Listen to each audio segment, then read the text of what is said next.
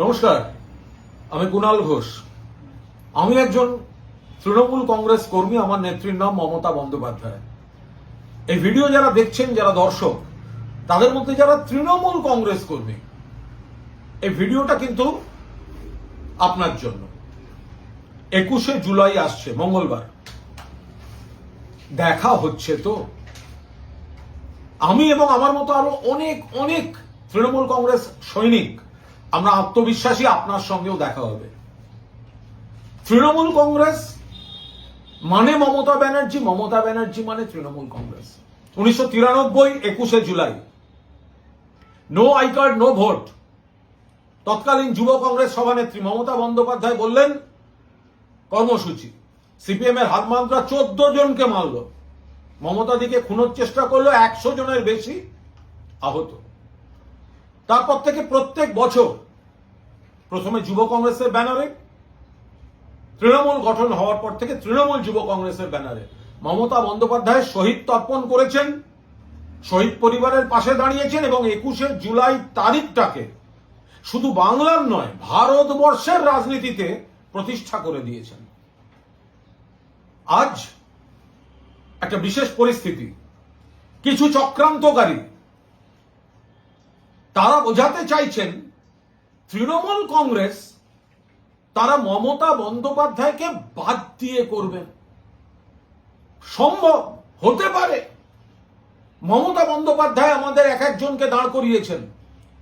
তৃণমূল কংগ্রেসের দলের প্রার্থী, প্রতীকে প্রার্থী, তৃণমূল কংগ্রেস যাদের MP, MLA, councillor, mayor, panchayat, বিভিন্ন পদ আমাদের এক একজনকে সামাজিকভাবে, প্রশাসনিকভাবে, রাজনৈতিকভাবে প্রতিষ্ঠা দিয়েছে। সমস্ত কিছু পাওয়ার পর আজ মমতাদি, ভদ্রমহিলার দোষ শুধু তিনি মুখ্যমন্ত্রী নন, তার আর দেয়ার ক্ষমতা নেই।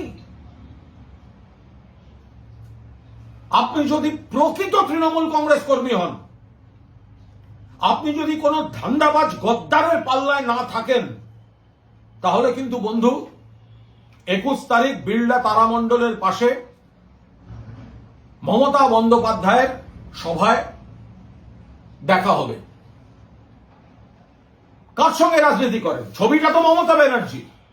যদি মাঝখানে কোনো দাদা উপদাদার রাজনীতি করেন, তিনিও তো দিদি দিদি করে ঘুরঘুর করেছেন। তিনি যে দাঁড়িয়ে আছেন, কেউ এমএলএ, কেউ ক্যান্ডিডেট ছিলেন, কেউ মন্ত্রী ছিলেন, সব তো মমতা বন্দ্যোপাধ্যায়ের দয়া। তাহলে আপনার সেই দাদা বা উপদাদা বা ডেপুটি দাদা নিজেদের ধান্দায়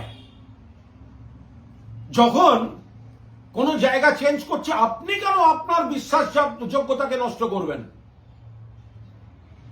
তৃণমূল করি মানে মমতা বন্দ্যোপাধ্যায় তৈরি করা দলটা করি আমরা।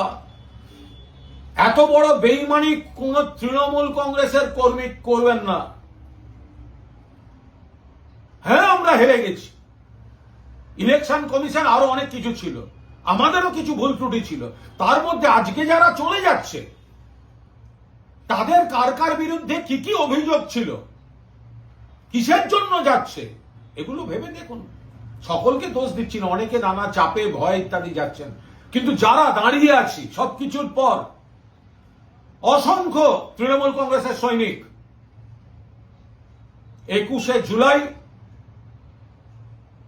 বহু চক্রান্তের জবাব দেওয়ার দিন। মমতা বন্দ্যোপাধ্যায় দিক নির্দেশ করবেন, আমরা শুনব। যে বা যারা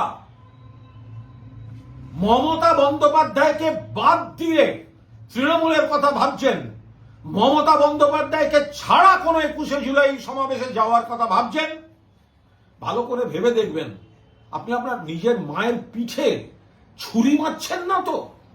দুদিন বাদে তো নিজের মাকে অস্বীকার করবেন, দুদিন বাদে তো নিজের মায়ের ছবি চিনতে পারবেন না। যদি গায়ে মানুষের রক্ত থাকে, চলুন 21শে জুলাই মমতা বন্দ্যোপাধ্যায়ের নেতৃত্বে সর্বভারতীয় তৃণমূল কংগ্রেসের শহীদ তর্পণে দেখা হবে। উত্তর কলকাতার সব ওয়ার্ডের কর্মীরা যাবেন, কোন গদ্দারের পাল্লায় পড়বেন না। বিজেপির বিরোধী ভোটে জিতে, তৃণমূল কংগ্রেসের প্রার্থী হিসেবে জিতে, মমতা বন্দ্যোপাধ্যায়ের প্রার্থী হিসেবে জিতে আজকে এনডিএর কোলে বসে দোল খেতে যাচ্ছে। এইসব বেঈমান গদ্দার, মমতা ব্যানার্জিকে ভাঙিয়ে খাওয়ার ধান্দাবাজ, আপনার কি লাভ আছে?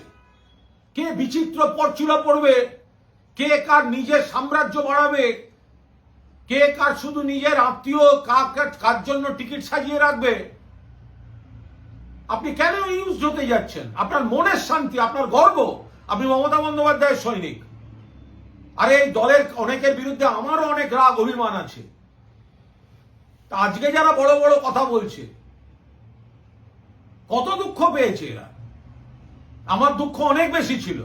তারপরেও আমি গর্ব করে বলছি আমি তৃণমূল কংগ্রেসের সৈনিক, আমি মমতা বন্দ্যোপাধ্যায়ের সৈনিক, এবং আমার মতো সারা বাংলায় বুথ স্তরেও অসংখ্য কর্মী আছেন। ফলে উত্তর কলকাতা জেলা, গোটা কলকাতা শহর, শহরতলি, দূরের জেলা, সারা বাংলার প্রতিটি প্রান্তর, আমরা 21শে জুলাই আমাদের দেখা হবে মমতা বন্দ্যোপাধ্যায়ের ডাকে সাড়া দিয়ে, এবং নিজেদের গায়ে যে মানুষের রক্ত আছে সেটা প্রমাণ করতে বিড়লা তারামণ্ডলে আমরা যাব। একটাই স্লোগান, জয় বাংলা, মমতা ব্যানার্জি এগিয়ে চলো, সারা বাংলা তোমার সঙ্গে আছে। নমস্কার।